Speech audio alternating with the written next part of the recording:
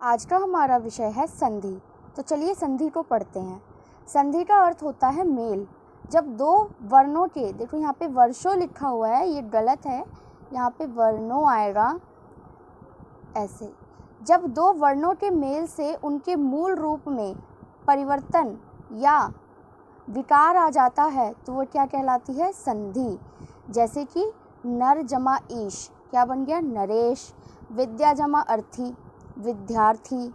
तो इन दो वर्णों के मेल से एक नया शब्द निकल के आता है, उसको क्या कहते हैं? हम संधि कहते हैं। उपर्युक्त उदाहरणों में पहले शब्द के अंतिम वर्ण तथा दूसरे शब्द के पहले वर्ण के मेल में परिवर्तन आ गया, यही परिवर्तन क्या कहलाती है? संधि। अब आती है बात कि संधि विच्छेद क्या होता है। संधि का अर्थ होता है मिलना, विच्छेद का अर्थ होता है अलग होना। तो जब दो वर्णों, यहाँ पे वर्ष नहीं आएगा, वर्णों आएगा, जब दो वर्णों के मेल से बने नए शब्द को वापस पहले की स्थिति में लाया जाता है तो उसे क्या कहते हैं? संधि विच्छेद, यानी अलग कर देते हैं तो वो संधि विच्छेद हो जाता है। और जब जोड़ देते हैं तो वो क्या बन जाती है? हमारी संधि। चलिए, जैसे कि संधि विच्छेद यहाँ पे उदाहरण दिया हुआ है कि विद्यालय है, जो एक शब्द है विद्यालय, हमें इसका क्या करना है? संधि विच्छेद। तो विद्या जमा आलय, हमने इसका संधि विच्छेद कर दिया। सूर्योदय, सूर्य जमा उदय। तो ये तो बात थी संधि विच्छेद की।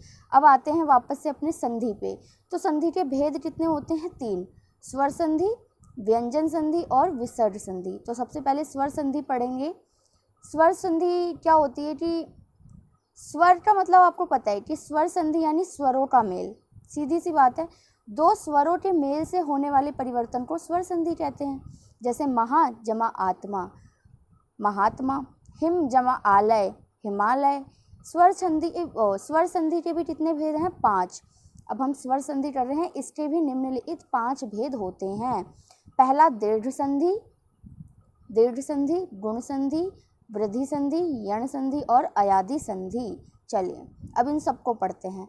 दीर्घ संधि क्या होती है? जब ह्रस्व या दीर्घ स्वर के बाद ह्रस्व या दीर्घ स्वर आ जाए तो दोनों के मेल से दीर्घ स्वर हो जाता है, यानी बड़ा वाला हो जाता है, तो इसको क्या कह देते हैं? दीर्घ संधि। जैसे परम जमा अर्थ, माँ में भी छोटा अ है और यहाँ पे भी, मतलब यही माँ का छोटा अ यहाँ लगा है ना अर्थ, लेकिन बन क्या गया? परमार्थ।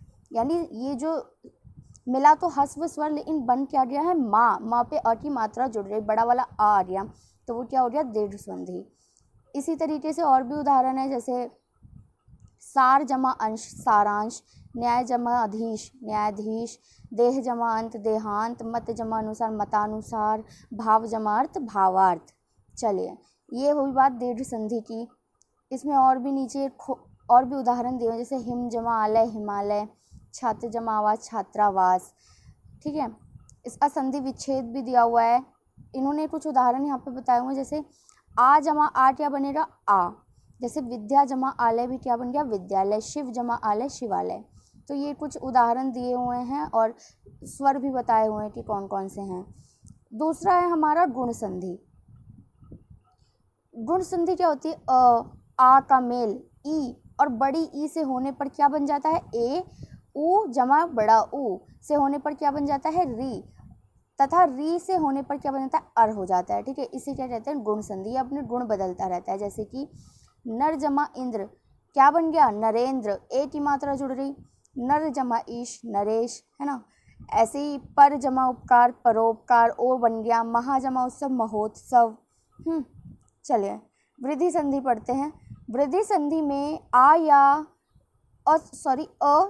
आ के बाद यदि ए और ए हो तो दोनों का क्या बन जाता है? ए।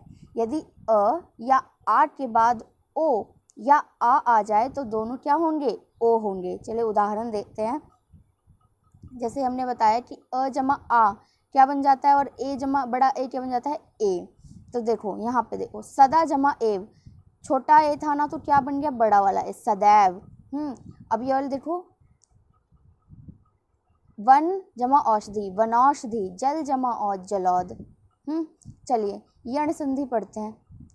ई अथवा बड़ी ई के बाद क्या जाती है? छोटी ई या बड़ी ई को छोड़कर यदि कोई अन्य स्वर हो तो ई और ई के स्थान पर य उ अथवा बड़ा ऊ छोड़कर कोई अन्य स्वर हो तो उस स्थान पर क्या होता है व, और री को छोड़कर कोई अन्य स्वर हो तो उस स्थान पर र हो जाता है। इसे यण संधि कहते हैं। जैसे कि अति जमा अधिक, अति जमा अधिक क्या बन जाता है अत्यधिक, यदि जमा अपि यद्यपि। चलिए 5वां भाग करते हैं इसका, अयादि संधि। हाँ जी, अयादि संधि, यदि पहले शब्द के अंत में ए या बड़ा ए, ओ या औ, एक दूसरे शब्द के आरंभ में भिन्न स्वर आ जाए तो क्रमशः ए का अय हो जाएगा, अय का आय हो जाएगा, ओ का अव तथा औ का आव हो जाएगा। इसे ही क्या कहते हैं अयादि संधि। जैसे ने जमा अक, ने जमा अक नायक, भो जमा अन भवन, पौ जमाट पावट, भौ जमाट भावुक। ठीक है, चलिए अब संधि का दूसरा भेद करते हैं, मुख्य व्यंजन संधि। ये ऊपर जितने भी थे स्वर संधि के ही भेद थे, उपभेद थे। चलिए व्यंजन संधि पढ़ते हैं। व्यंजन का व्यंजन से अथवा किसी स्वर से मेल होने पर जो परिवर्तन होता है वह क्या कहलाता है व्यंजन संधि। जैसे सम जमा कल्प क्या बन जाता है संकल्प, जगत जमा ईश जगदीश। चलिए व्यंजन संधि के लिए कुछ नियम दिए हुए हैं वो देख लेते हैं कि क वर्ग का तृतीय वर्ण वर्गों के प्रथम वर्ण से परे वर्गों का तृतीय चतुर्थ वर्ण कोई स्वर अथवा य र ल वे ह आदि वर्णों में कोई वर्ण हो तो पहले वर्ण को अपने वर्ग का तृतीय वर्ण हो जाता है। जैसे दिक् जमा अंबर दिगंबर, सत्य जमा धन सधर्म।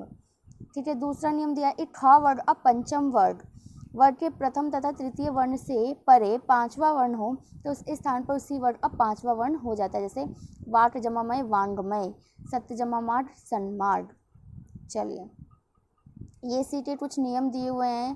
ठीक है, और कुछ अन्य उदाहरण। हम तीसरा पढ़ते हैं विसर्ग संधि। संधि का तीसरा भेद, स्वर संधि कर लिया हमने और व्यंजन संधि कर लिया, अब है विसर्ग संधि। तो विसर्ग का किसी स्वर या व्यंजन से मेल होने पर जो परिवर्तन आता है या विकार उत्पन्न होता है वो विसर्ग संधि कहलाती है। जैसे विसर्ग के पहले अ हो और बाद में कोई घोष व्यंजन वर्ग का तीसरा चौथा पांचवा वर्ण जैसे य र ल व हो तो विसर्ग का ओ हो जाता है। जैसे मनः जमा बल मनोबल, मनः जमा रंजन मनोरंजन, मनः जमा हर मनोहर। चलिए और इसके भी कुछ नियम दिए हुए हैं यहाँ पे। जैसे कि विसर्ग के बाद यदि च हो तो क्या बन जाता है छ, और यदि श हो यदि तो जैसे ये देखो निह जमा चिंत निश्चिंत, निह जमा छल निश्छल, दुह जमा रित चरित्र दुष्चरित्र। तीसरा नियम पढ़ते हैं कि विसर्ग के बाद यदि ट ठ हो तो विसर्ग का क्या बन जाता है श। जैसे धनु जमा टंकार धनुष्टकार। अगला नियम पढ़ते हैं कि विसर्ग के बाद यदि त थ हो तो विसर्ग का क्या बन जाता है स बन जाता है। जैसे दुह जमा तर दुस्तर, नमः जमा ते क्या बन जाता है नमस्ते। यदि विसर्ग के पहले अ और आ को छोड़कर कोई दूसरा स्वर आए और विसर्ग के बाद कोई स्वर हो या किसी वर्ग का तीसरा चौथा या पांचवा वर्ण हो या य र ल व हो तो विसर्ग के बाद कोई स्वर हो या किसी वर्ग का तीसरा चौथा पांचवा वर्ण यानी कि ये य र ल व हो तो विसर्ग के स्थान पर क्या बन जाता है र। ठीक है, जैसे कि निह जमा बल क्या बन जाता है निर्बल, निह जमा लोभ निर्लोभ, निह जमा विकार निर्विकार। चलिए आगे लिखा है कि विसर्ग से परे श श स हो तो विसर्ग के विकल्प से परे वाले वर्ण हो जाते हैं। जैसे निह जमा संदेह निसंदेह, दुह जमा शासन दुशासन। यदि विसर्ग के पहले इकार या उकार आए और विसर्ग के बाद वर्ण का क ख प फ हो तो विसर्ग का श हो जाता है। जैसे निह जमा कपट निष्कपट, दुह जमा कर दुष्कर। चलिए और एक और नियम इस अब पढ़ लेते हैं कि यदि विसर्ग के बाद अ ना हो तो विसर्ग का लोप हो जाएगा। जैसे कि अथ जमा एव अतएव।